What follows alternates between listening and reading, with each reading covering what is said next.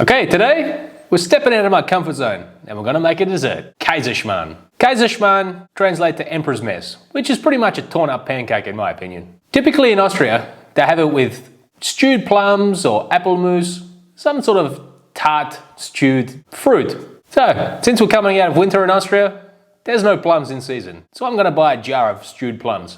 Also in Austria, I don't think they know what custard is, and I'm a self-respecting Australian, so I'm going to be eating my Kaiserschmarrn with homemade custard.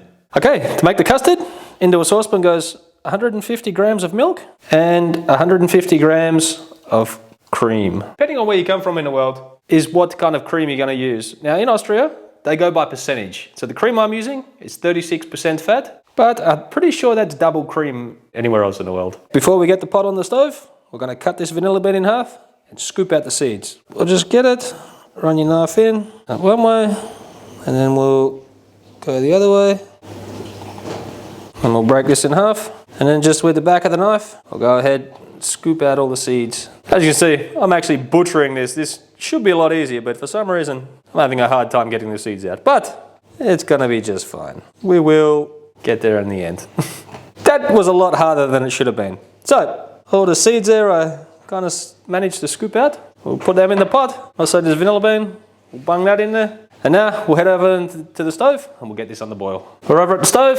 I also found this vanilla bean kicking around in the cupboard, and yeah, we'll bung that in too.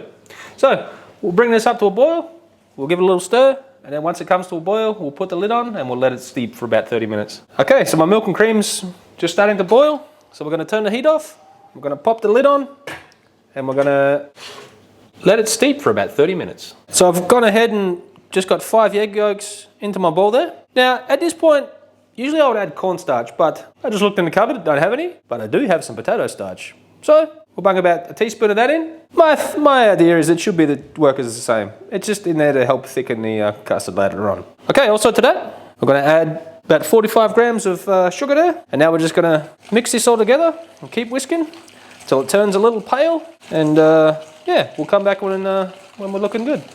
After about a minute of whisking, it should turn a little bit pale and look a little bit something like that. That's exactly what you're looking for. So our milk's been steeping away for about 20 or 30 minutes there. It's cooled down quite a lot, so it's only just warm. So at this point, we're going to add all of the egg and the sugar into the milk.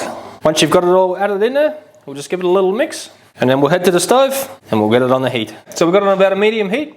We're just going to give it a little stir around here until it thickens up. You don't want this to boil. You just want it to warm up to about around 85, 90 degrees, and then we'll come back. It should be nice and thickened up by then. As you can see, well, I don't know if you can see, but it's thickened up a little bit there. Now you want it to coat the back of a spoon to where it doesn't immediately come back, just like that. So at this point, we're going to take it off of the heat, and we're just going to sit it at the back of the stove until we're ready to use it. To start the Kaiserschmarrn, we need to separate 3 eggs. So into my stand mixer bowl, I'm going to put the whites. Easiest way I found to do it is just to crack it straight into your hand. If you crack your egg straight into your hand and your yolk breaks, go and get some free range eggs. Obviously they're battery, they're just better. We're going to go ahead and keep on cracking these. So once you got them separated out of here, we're going to put the yolks to the side for the moment. And we're going to focus on these. So we're going to get our stand mixer out and we'll get this on the machine.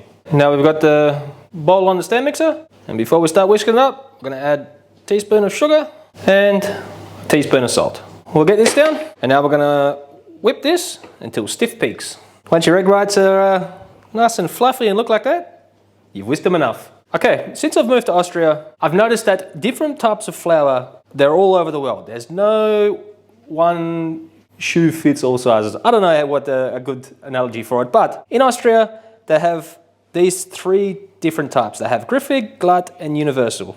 I don't really know the difference between them. I just know that the Griffig is used for certain things, the Glatt is used for a little bit more, and then you have this Universal. Now, a lot of people would just use this Glatt. A lot of recipes that I saw use that. But my wife's colleague said that they actually mix these 2 together, the Griffig and the Glatt. And when I tested it, it worked out very well. So I'm going to be doing that as well. If you can't find these 2 flours, just stick with the all-purpose flour. I'm pretty sure that'll work out just fine. But I'll be mixing the 2 today. So we're going to add a little sprinkle of salt to the egg yolks. And then we're going to add in both the flours there. I've just got a 50-50 mix All the amounts and ingredients, as always, will be on the website, traditionalbutnot.com. And we're gonna add the milk in, and now we're gonna mix this together.